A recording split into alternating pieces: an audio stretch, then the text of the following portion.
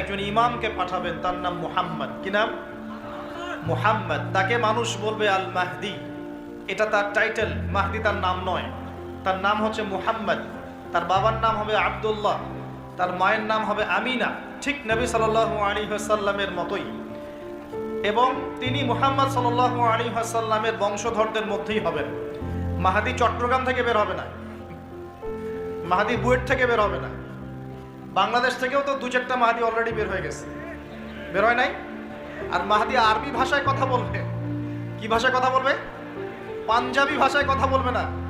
আমাদের পাঞ্জাব থেকে একটা মাহাদি বের হয়েছিল ইংরেজদের সময়, ব্রিটিশ আমলে। সে বলেছে আমি মাহাদি, আমি ঈসা, নাউজুবিল্লাহ।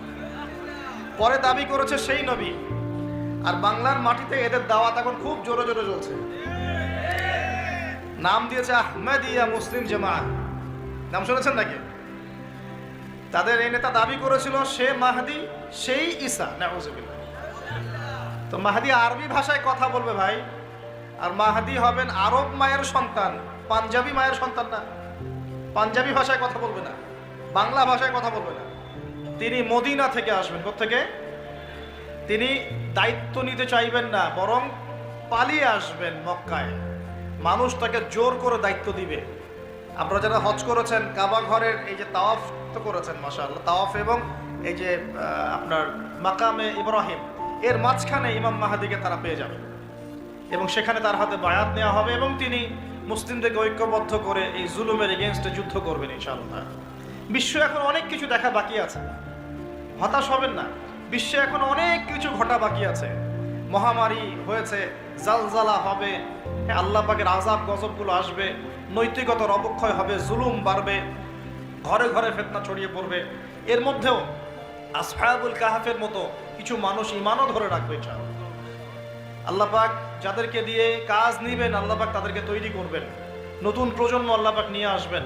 কোরআনকে কেউ মিটিয়ে ফেলতে পারবেন না, সুন্নতকে কেউ মিটিয়ে ফেলতে পারবে না। এটা পৃথিবীতে থাকবেই ইনশাআল্লাহ তাআলা। প্রত্যেক দেশে দেশে, জেলায়, থানায়, প্রত্যেকটা জায়গায় আল্লাহ ভীরু কিছু মানুষ থাকবে ইনশাআল্লাহ তাআলা। আল্লাহ পাক তাদের অন্তরের মধ্যে গায়েবী একটা মিল বন্ধন দিয়ে দিবে ইনশাআল্লাহ তাআলা। এভাবে চলতে থাকবে সময়। যখন ইমামুল মাহদি আসবেন তখন বিশ্বে যুদ্ধ বিগ্রহ চলতে থাকবে, অনেক ব্যাপক যুদ্ধ চলতে থাকবে। তখন ইমামুল মাহদি মুসলিমদেরকে নিয়ে এই যে জালেম শক্তির বিরুদ্ধে যুদ্ধ করে ওই জায়গা স্বাধীন করবে ইনশাআল্লাহ তাআলা। কিন্তু তারপরেও দাজ্জালকে হত্যা করা যাবে না। দাজ্জাল খুবই শক্তিশালী হবে এবং তার অনুসারীরা হবে প্রচণ্ড শক্তিশালী। তখন আল্লাহ রাব্বুল আলামিন এই মিথ্যা মসিহকে মেরে ফেলার জন্যে আল্লাহ পাক আসমান থেকে সত্য মসিহ ঈসা আলাইহিস সালামকে আবার পাঠাবেন। বলেন সুবহানাল্লাহ। আল্লাহ রাব্বুল আলামিন সূরা মাঈদার মধ্যে বলেছেন, ওয়ামা কাতালুহু ওয়ামা সালাবুহু, তারা তাকে হত্যাও করে নাই, ক্রুশবিদ্ধও করে নাই। বাল রাফাআহু আল্লাহু ইলাইহি, বরং আল্লাহ পাক তাকে তার দিকে উঠিয়ে নিয়েছেন। সুবহানাল্লাহ। তিনি কোথায় আসবেন? তিনি সিরিয়াতে নামবেন। কোথায়? সিরিয়ায়। এই যে টার্কি এবং সিরিয়ার জায়গায় যেখানে ভূমিকম্প হলো, সবাই তুরস্ক নিয়ে অনেক বেশি ব্যস্ত, কিন্তু সিরিয়াতে কিন্তু অনেক ক্ষতি হয়েছে, এদিকে মানুষ দেখছে না।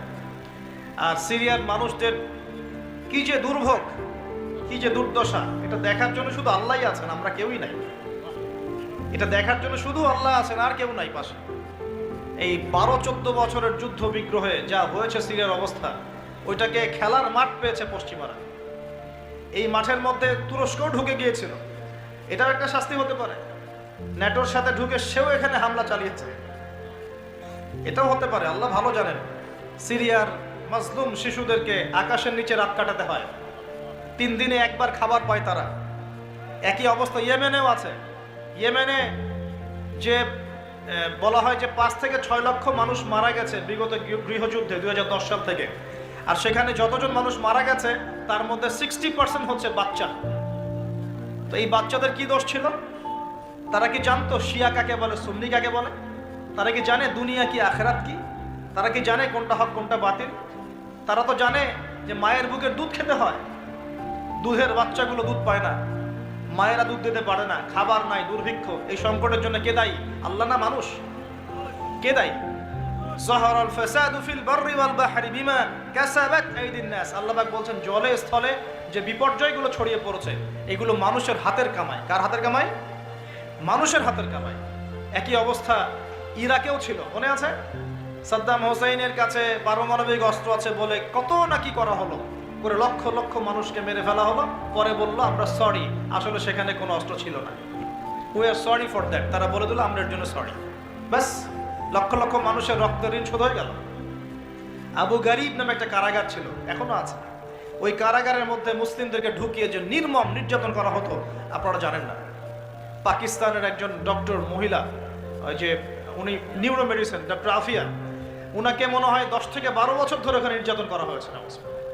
আপনার বোনকে যদি একবার কেউ খারাপ নজরে তাকায় আপনার কেমন মনে হয়? আপনার মায়ের দিকে যদি কেউ একবার খারাপ নজরে তাকায়, একটা খারাপ মন্তব্য করে, আপনার কি মনে হয়? আপনার স্ত্রীকে যদি কেউ একটু গায়ে টাচ করে চলে যায়, শ্লীলতাহানি করে, টিজ করে, আপনার কি মনে হবে? এরকম লক্ষ লক্ষ বোনদেরকে আমাদেরকে এরকম ধর্ষণ করা হয়েছে দিনের পর দিন। গ্যাং রেপ বলে, গ্যাং রেপ মানে একসাথে 10 জন 12 জন মিলে আমাদের বোনদেরকে ধর্ষণ করেছে। মুসলিমরা তো বললাম না, মুসলিমরা পড়ে আছে ওঠেন বসেন নিয়ে, মজা ট্রল এগুলো নিয়ে। সারা বিশ্বে যা হচ্ছে মুসলিমদের সাথে, যদি আমরা সত্যি জানতাম শান্তিতে ঘুমাতেই পারতাম না, আমাদের ঘুম উড়ে যেত চোখ থেকে। বেশি বললেও সমস্যা, বেশি করলেও সমস্যা, কাকেই বলবো, কে বা বুঝবে? দেখা যায় এমন অনেক সময় হয়েছে, অনেক ভালো ভালো নেতা সমাজে এসেছে, আসার পরে জনগণকে বুঝিয়েছে, জনগণ বলেছে ঠিক আমরা তোমার সাথে আছি। যেই সেই নেতার উপর কোনো বিপদ এসেছে, জনগণ নাই, কাকে নিয়ে কি করবে না, কার সামনেই বা কি বলবো? আমাদের প্রত্যেকটা জেলা বলেন, থানা বলেন, দেশ বলেন, আনাচে কানাচে নিবেদিত প্রাণ মুসলিম ভাই তৈরি করতে হবে, যারা কাজের মানুষ, ঝোঁকে চলে না, আবেগে চলে না, ইস্যু পাগল না, আবেগে চলে না, কাজের অ্যাক্টিভ কিছু মানুষ দরকার, যারা শিক্ষিত, এডুকেটেড, যারা পরিস্থিতি বোঝে, যারা হিকমা বোঝে, যারা নিবেদিত প্রাণ, যারা অর্থ কোরবানি করার মানসিকতা রাখে, শিক্ষা প্রতিষ্ঠান গড়ে তোলে, সোশ্যাল ওয়ার্ক করে, একটা জনসংযোগ যারা গঠন করতে পারে, এমন কিছু মানুষ আর নেতা আল্লাহ আমাদেরকে দান করুন বলে আমি। এভাবে একদিনের মাহফিল বলেন আর ওই ইস্যু পাগল কোন ইস্যু নিয়ে লাফালাফি করে উম্মার বিজয় হবে না। আমাদের সবাইকে যার যার জায়গা থেকে কনস্ট্রাকটিভ কাজ করতে হবে, সবাইকে এফোর্ট দিতে হবে। শুধু একজন দায়ীর দায়িত্ব না, একজন আলেমের দায়িত্ব না, আপনারও দায়িত্ব আছে। তো নবী সাল্লাল্লাহু আলাইহি ওয়াসাল্লাম বলেছিলেন অনেক দিন আগেই, প্রায় 1400 বছর আগে, ওয়াশুরিবাতিল খুমর, বেশি বেশি মাদক দ্রব্য সেবন করা হবে, ওয়াযহরাতিল কায়নাত ওয়াল মাআজিফ, এবং প্রচুর নর্তকী গায়িকার প্রচলন ঘটবে, ঘটেছে কিনা? ওয়াল মাআজিফ, এবং বাদ্যযন্ত্রের প্রচলন বেড়ে যাবে, বেড়েছে কিনা? নবীজি অন্য হাদিসে বলেছেন লা ইয়াশরাবান্না আন-নাস মিন হাযিহিল উম্মাল খামর ইউসাম্মুনাহা বিগাইরি ইসমিহা, এই উম্মতের এক অংশের মানুষ মাদকদ্রব্য সেবন করবে, কিন্তু তার নাম রাখবে ভিন্ন, মাদককে মাদক বলবে না, ভিন্ন নামে সম্বোধন করবে। নবীজি বলছেন ইউজাফু আলা রুউসিহিমুল মাআজিফ, মানুষের মাথার উপরে, মাথার কাছে বাদ্যযন্ত্র বাজতে থাকবে। এর ব্যাখ্যা আমরা বুঝতে পারতাম না, এখন বুঝতে পারি। মানুষের মাথার কাছে, কানের ভিতরে কেমন করে বাদ্যযন্ত্র বাজতে পারে, কিভাবে বাজতে পারে? ইয়ারফোন, ব্লুটুথ, সবার কানে কানে, সবাই গান শুনছে, নাউজুবিল্লাহ। বাদ্যযন্ত্র কানের ভিতরে না? নবীজি 1400 বছর আগে বলে গেছেন ইউজাফু আলা রুউসিহিম বিল মাআজিফ, মাথার উপরে, এখানে কানের কাছে, মাথার উপরে বাদ্যযন্ত্র বাজতে থাকবে। নবীজি বলছেন ওয়াযহরাতিল কায়নাত, এই যে গায়িকা নর্তকী, গায়িকা নর্তকীদের সংখ্যা বাড়তে থাকবে। ওয়াল মাআজিফ, বাদ্যযন্ত্র বাড়তে থাকবে। ওয়াল মুগান্নিয়াত, এবং গান গায় যে মহিলা, এদের সংখ্যা বাড়তে থাকবে। বাড়ছে কিনা? আচ্ছা, নবীজি আরো বলেছেন ওয়ালাআনা আখির হাযিহিল উম্মাহ উলাহা, এই উম্মতের শেষের দিকের মানুষেরা প্রথম দিকের মানুষদেরকে গালিগালাজ করবে। করছে কিনা? শেষের দিকের মানুষেরা প্রথম দিকের মানুষদেরকে গালিগালাজ করবে, বলবে ইসলাম তো ওই যুগে চলতো, এই যুগে চলে না। ইসলাম তো ওই যে সেকেলে ধর্ম, মধ্যযুগীয়, বর্বর, এই কথাগুলো শোনেন কিনা?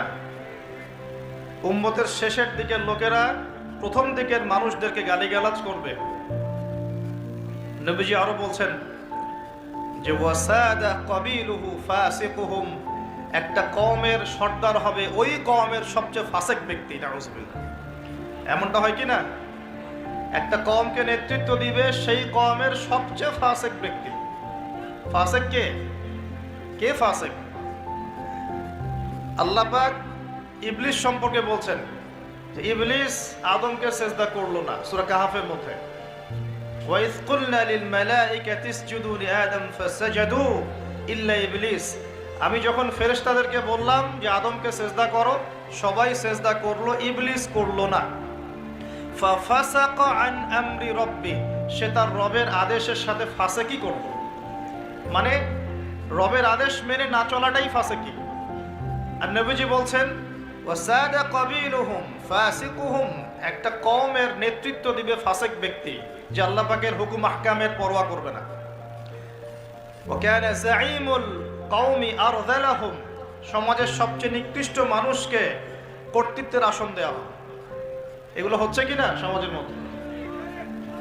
আরো বলছেন ওয়া যাহরাতিল আসওয়াতু ফিল মাসাজিদ, মসজিদগুলোর মধ্যে শোরগোল হট্টগোল বেড়ে যাবে। যাচ্ছে কিনা?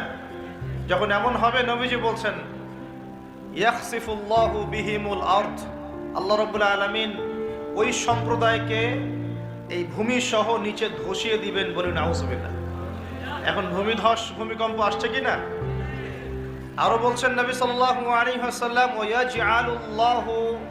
ওয়ায়াজআলুল্লাহু মিনহুমুল কিরাদাতা ওয়াল খানাজির, আল্লাহ রাব্বুল আলামিন তাদের মধ্যে কিছু মানুষকে শুয়োর এবং বানর বানিয়ে দিবেন, বলি নাউজুবিল্লাহ। আর মানুষ কিন্তু বাহ্যিকভাবে বানর হয় না, দেখা যায় ভিতর থেকে বানর হয়ে গেছে। ভিতর থেকেই বানর হয়ে গেছে। ভিতর থেকে বানর মানে কি? বানর হচ্ছে এমন প্রাণী যে পাবলিকলি জেনা করে, পাবলিকলি জেনা করে। বানরের স্বভাবটা আপনাকে বলছি। বানরের স্বভাব কি? প্রাইভেট লাইফ আর পাবলিক লাইফের পার্থক্য বানর বোঝে না। কোন কাজগুলো প্রাইভেট লাইফে করতে হয় আর কোন কাজগুলো পাবলিকলি করতে হয়, এই কমন সেন্সটা বানরের নাই। আমার কথা কি বুঝতে পারছেন? প্রাইভেট লাইফ মানে যে কাজগুলো আমরা ব্যক্তিগত জীবনে করি, গোপন কাজ। আর পাবলিক মানে যে পাবলিকলি আমরা সবাই বসে আছি এখন, পাবলিক লাইফ। তো প্রাইভেট লাইফ আর পাবলিক লাইফের পার্থক্যটা বানর বোঝে না। আর আল্লাহ পাক কি শাস্তি দিবেন? বানর বানিয়ে দিবেন। সত্যি সত্যি কি মানুষ এখনো বানর হয়েছে? কাউকে দেখেছেন যে মানুষ থেকে বানর হয়ে গেছে? এমন কি হয়েছে এখনো? শুধু সূরা বাকারা একটা দলিল আছে, শনিবারের সীমা লঙ্ঘন করার জন্য আল্লাহ পাক বনু ইসরাইলদের একটা দলকে মানুষ থেকে বানর বানিয়ে দিয়েছিলেন। এই একটা দলিল কোরআনে পাওয়া যায়। এই উম্মতের মধ্যে কখনো শুনেছেন উম্মতে মুহাম্মাদির কোনো ব্যক্তি মানুষ থেকে বানর হয়ে গেছে? এটা হতে পারে মানুষ ভিতর থেকে বানর হয়ে যাবে, অর্থাৎ পাবলিক লাইফ আর প্রাইভেট লাইফের পার্থক্য বুঝতে পারবে না। এমনটা হচ্ছে কিনা? মানুষ এখন পাবলিক লাইফ আর প্রাইভেট লাইফটা একাকার করে ফেলছে না? বিয়ে করেছে, স্ত্রীকে দেখবে সে, ভালোবাসবে সে, স্ত্রী সাজবে তার জন্যে, এগুলো সব প্রাইভেট ব্যাপার। এগুলোকে মানুষ পাবলিক করে ঘুরে বেড়াচ্ছে না? বুঝতে পারছেন না মনে হয়? বাসায় শুয়ে আছেন, স্ত্রীর সাথে গল্প করছেন, প্রাইভেট বিষয়। এটাকে ফেসবুকে ছবি তুলে যারা দিল, সে প্রাইভেট লাইফটাকে পাবলিক করে দিল না? মানুষ প্রাইভেট লাইফ আর পাবলিক লাইফের পার্থক্য বুঝতে পারছে না এখন। নবীজি আরো বলছেন ওয়ায়াজআলুল্লাহু মিনহুমুল কিরাদাতা ওয়াল খানাজির, এবং আল্লাহ পাক তাদের মধ্যে কিছু শুয়োরও বানিয়ে দিবেন। কি বানিয়ে দিবেন? শুয়োর কেমন? ওর সামনে ভালো কিছু দিবেন, ভালো কিছু, ফ্রেশ খাবার দেন, ভালো কিছু দেন, টাটকা খাবে না। বাসি পচা নোংরা আবর্জনা তার সামনে দিবেন, খুব মজা করে করে খাবে। এখান থেকে কি বুঝলাম? এক শ্রেণীর মানুষ বের হবে এই উম্মতে যারা হালাল জিনিস ওদের কাছে ভালো লাগবে না, হারাম ভালো লাগবে। বুঝতে পারছেন না মনে হয়? হালাল খাবার দেন, ভাল লাগে না। হারাম মাদক খেতে হয়, গাঁজা খেতে হয়, ইয়াবা খেতে হয়, ফেন্সিডিল খেতে হয়, না হলে ঘুমিয়ে আসে না। গরুকে চড়াবেন তামাকের মাঠ, তামাক যেখানে চাষ হয়। আমরা ওই যে বান্দরবন ওই এলাকার দিকে প্রোগ্রাম করতে গিয়ে দেখেছিলাম, মানে বিঘার পর বিঘা জমিতে খালি তামাক চাষ হচ্ছে, তামাক। তো ওই জমিগুলোর মধ্যে গরু ছাগল চড়ে না, কারণ গরু ছাগলও জানে যে এগুলো খাওয়ার জিনিস না। বুঝতে পারছেন কথা? কিন্তু মানুষ গোগ্রাসে খাচ্ছে, ডলছে, খাচ্ছে, টানছে। শুয়োর কেমন প্রাণী? যার সামনে ভালো কিছু দিলে সে খাবে না, খারাপটা দিলে আপনি খাবেন। হালাল ভালো লাগছে না, হারাম ভালো লাগছে। আল্লাহ পর্দাকে হালাল করেছেন, পর্দা ভালো লাগে না, বেপর্দামি ভালো লাগে। আল্লাহ পাক, আল্লাহ রাব্বুল আলামিন ইসলাম নাজিল করেছেন, কোরআন সুন্নাহ ভালো লাগে না, মানব রচিত ধর্ম ভালো লাগে, মানব রচিত বিধান ভালো লাগে। আল্লাহ রাব্বুল আলামিন হালাল খাবার দিয়েছেন, ভালো লাগছে না, খাবারটাকে ম্যানুফ্যাকচার করে ভেজাল দিয়ে খাওয়াতে হবে। আল্লাহ পাক দিয়েছেন পবিত্র সম্পর্ক, পবিত্র সম্পর্ক ভালো লাগে না, অপবিত্র জেনা ভালো লাগে। আল্লাহ পাক দিয়েছেন পবিত্র বৈবাহিক সম্পর্ক, ভালো লাগে না, পরকীয়া ভালো লাগে, জেনা ভালো লাগে, পতিতাবৃত্তি করতে ভালো লাগে। এটা শুয়োরের স্বভাব। কার স্বভাব?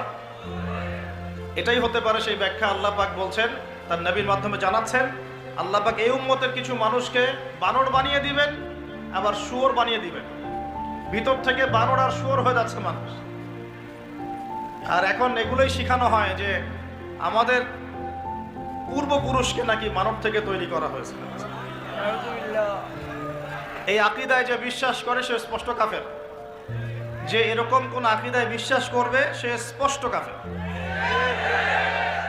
এবং তাকে কেউ কাফের মনে না করলেও সে কাফের।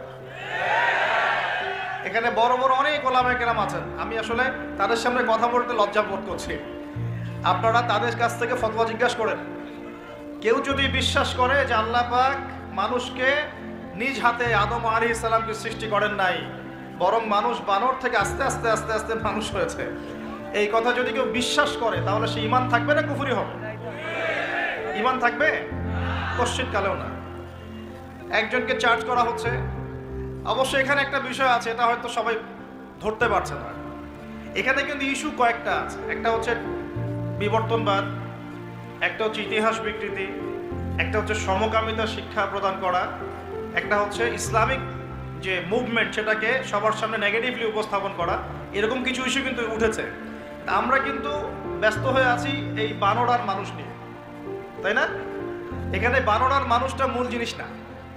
এই পুরো জিনিসটার মূল বিষয়টা হচ্ছে এমন কিছু প্রবর্তন করার চেষ্টা করা হচ্ছে যেগুলোর উপরে যদি আমাদের প্রজন্ম 10, 20, 30 বছর পড়াশোনা করে তাহলে 20 বছর পর একটা প্রজন্ম আসবে যারা আল্লাহকেই চিনবে না।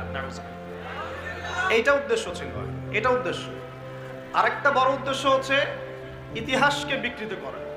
খেয়াল করে দেখবেন ফরায়েজি আন্দোলন, হাজী মোহাম্মদ শরীয়তুল্লাহ, তিতুমির, এই যে ইংরেজ বিরোধী বিপ্লবে যারা সর্বোচ্চ নেতৃত্ব দিয়েছিলেন, আলহামদুলিল্লাহ, তাদের নামগুলো আস্তে আস্তে আস্তে আস্তে কিন্তু মুছে ফেলার চেষ্টা করা হচ্ছে। এবং এই জায়গায় কিন্তু এমন কিছু শাসনকে হাইলাইট করা হচ্ছে, যেমন সেন শাসন, খেয়াল করেন নাই? তাদেরকে হাইলাইট করার চেষ্টা করা হচ্ছে, এটা খুব ভালো ছিল। একটা জায়গায় দেখলাম লিখেছে ওইটা নাকি গণতান্ত্রিক ছিল। তা আমরা প্রশ্ন করতে চাই, ওই সময় গণতন্ত্র ছিল? সেন আর পাল বংশের সময় গণতন্ত্র বলে কিছু ছিল? কি দিয়ে মানুষকে কি শেখাচ্ছে?